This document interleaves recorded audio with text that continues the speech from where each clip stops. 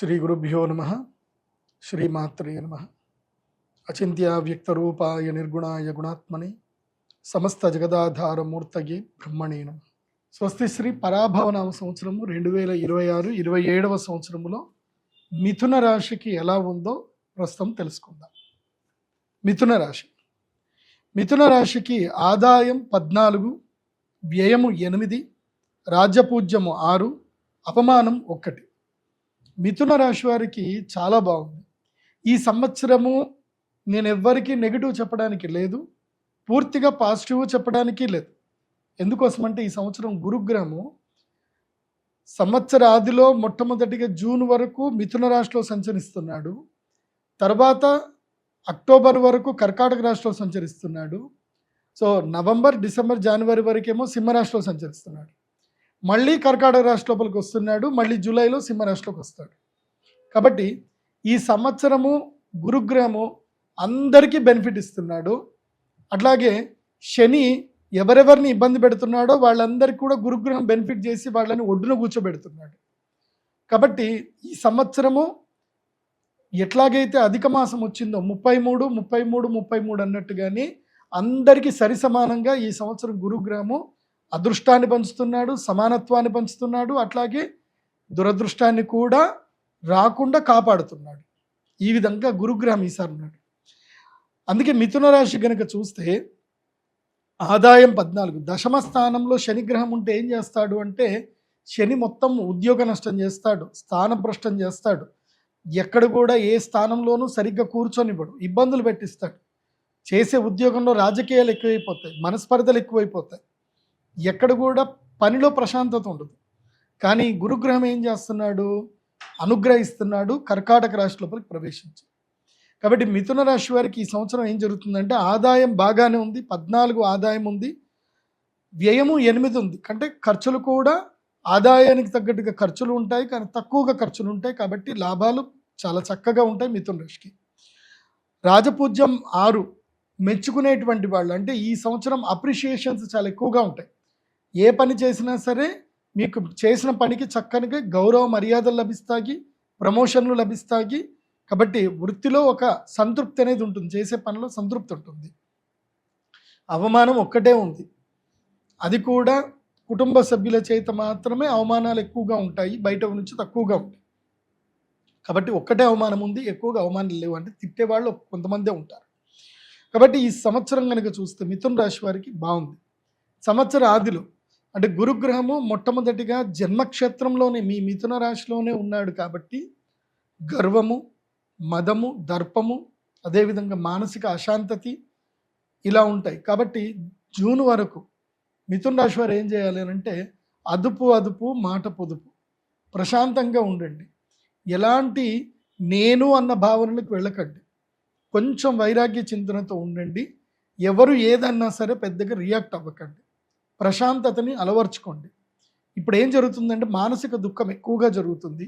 గురుగ్రహం స్వక్షేత్రంలో ఉండడం వలన అహంకార దర్పం పెరుగుతుంది. కాబట్టి ఇది నాది, నేను గొప్ప అన్న ఆలోచన నుంచి కొంచెం దూరం అవ్వండి, దైవ ఆలోచనలో ఉండండి. దీనివల్ల జూన్ వరకు ఇలాంటివి పాటిస్తే కనుక జూన్ వరకు గురుగ్రహం వల్ల ఎలాంటి హాని జరగదు, శనిగ్రహం వల్ల ఎలాంటి ఇబ్బందులు జరగదు. జూన్ నుంచి కర్కాటక రాశి లోపలికి గురుగ్రహం ప్రవేశిస్తాడు. కాబట్టి అక్టోబర్ 31వ తారీఖు వరకు అద్భుతమైన సమయం ఉంటుంది, ధనలాభం ఉంటుంది, పట్టిందల్లా బంగారం ఉంటుంది, ప్రజాదరణ పొందుతారు, మంచి కీర్తి ప్రతిష్టలు వస్తాయి, ఎక్కడికి వెళ్ళినా పనులు చక్కబడతాయి. అండ్ వ్యాపారంలో ఏదైనా ఉంటే కనుక అక్షయ తృతీయ నుంచి మీరు వ్యాపారాలు ఏమైనా ఉంటే ప్రారంభం చేసుకోండి. వరలక్ష్మి వ్రతం నుంచి ఏదైనా వ్యాపారాలు ప్రారంభం చేసుకోండి, అద్భుతంగా అన్నీ రాణిస్తాయి. ధనత్రయోదశి వరకు అదృష్ట సమయము మీకు యోగిస్తుంది.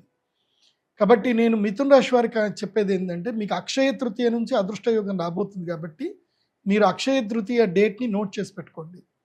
మన శ్రీచక్ర పీఠంలో అక్షయ తృతీయ రోజు మహాలక్ష్మి యాగం జరుగుతుంది, సహస్ర కుంభాభిషేకం జరుగుతుంది. కాబట్టి యాగానికి అటెండ్ అయ్యి అమ్మవారి యంత్రాన్ని తీసుకోండి, వరించేటువంటి అదృష్టాన్ని పట్టుకోండి.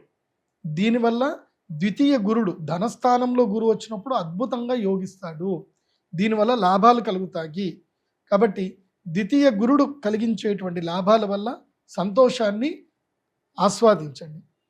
మెంటల్గా ప్రిపేర్ అవ్వండి. ఏంటంటే నేను జూన్ నుంచి అక్టోబర్ 31 వరకు ఏదైనా బిజినెస్ చేస్తాను, కంప్లీట్గా వర్క్లో పడతాను అన్న మెంటల్గా ఒక థాట్లోకి రండి. అండ్ అక్టోబర్ 31 నుంచి జనవరి వరకు ఈ సంవత్సరం మీరు తప్పకుండా అయ్యప్ప దీక్ష స్వీకరించాల్సిందే.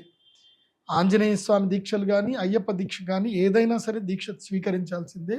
ఎందుకోసం అంటే ఈ సంవత్సరము మీకు గురుగ్రహము 3వ స్థానానికి అతిచారుడే వెళుతున్నాడు కాబట్టి తృతీయ స్థానానికి వెళితే సోదరులతోటి కలహము, మనస్తాపం, అదేవిధంగా ఆకస్మిక ధన నష్టము, తర్వాత ఏవైనా ప్రమాదాలు జరిగే అవకాశం ఉంటుంది. కాబట్టి భగవద్ ఆరాధనలో ఉండగలిగితే కనుక ఏ నష్టం జరగదు. కాబట్టి ఈ సంవత్సరం మిథున రాశి వారు, అదేవిధంగా మేషరాశి వారికి కూడా చెప్పాను, మీరందరూ కూడా తప్పకుండా ఈ సంవత్సరము హరిహర సుత అయ్యప్ప స్వామి శాస్తా దీక్షలు స్వీకరించండి.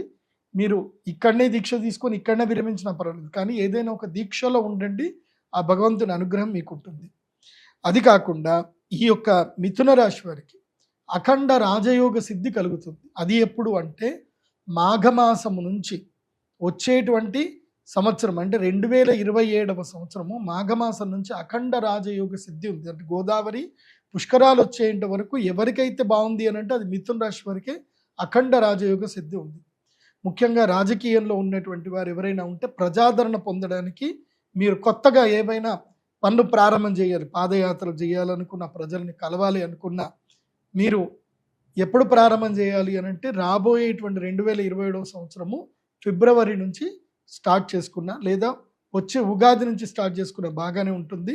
కాబట్టి గురుడు అఖండ రాజయోగాన్ని ప్రసాదించబోతున్నాడు మిథున రాశి వారికి. ఎప్పటి నుంచి ఎప్పటి వరకు అంటే జూన్ నుంచి అక్టోబర్ 31 వరకు, 2026 ఫిబ్రవరి 27 ఫిబ్రవరి నుంచి 2027 జూలై వరకు అఖండ రాజయోగ సిద్ధిని కలిగించబోతున్నాడు గురుగ్రహం. కాబట్టి మీరు ఇవన్నీ కూడా పాటించండి, సంతోషంగా ఉండండి. అయితే గురుగ్రహ జాతకులు ఎవరైతే మిథున రాశి జాతకులు ఎవరైతే ఉందో గురుగ్రహ అనుగ్రహంతో గృహ రుణాలు ఏమైనా ఉంటే కనుక ఈ సంవత్సరం తీసుకునే ప్రయత్నం చేయండి. గృహ రుణాలు కూడా తీర్చే ప్రయత్నాలు చేస్తారు, చక్కగా లాభం కలుగుతుంది. కొత్తగా వ్యాపారాలు ప్రారంభం చేయండి అని మాత్రం నేను మిథున రాశి వారికి ఈ సంవత్సరం అడ్వైజ్ చేస్తాను. ఉద్యోగం మానొచ్చు, ఏది జూన్ తర్వాత ఉద్యోగాలు మానేసి అంటే చాలని శాలరీస్ ఉంటే మానేసి చక్కగా వ్యాపారం చేసుకోవచ్చు, బాగుంటుంది. మిథున రాశి వారికి నేను పరిహారం ఒకటి చెప్తాను, ఈ పరిహారాన్ని తప్పకుండా ఫాలో అవ్వండి. మీ జాతక రీత్యా మీకు శనిగ్రహము అంత ప్రతికూలంగా ఉన్నాడు, శనిగ్రహం అనుకూలంగా లేడు. కాబట్టి ఏం చేయాలి అని అంటే కృష్ణ స్ఫటిక మాల, ఈ యొక్క మాలను మీరు మెడలో వేసుకోండి. శనిగ్రహానికి సంబంధించిన దశమ స్థానానికి సంబంధించిన సమస్యలు దూరం అవుతాయి. అదేవిధంగా భాగ్యంలో రాహు ఉన్నాడు, ఆ రాహు కూడా మీకు ఇబ్బంది కలగకుండా అన్ని సమస్యలు దూరం చేస్తాడు. కాబట్టి కృష్ణ స్ఫటిక మాల వేసుకోండి, అంతా మేలు జరుగుతుంది.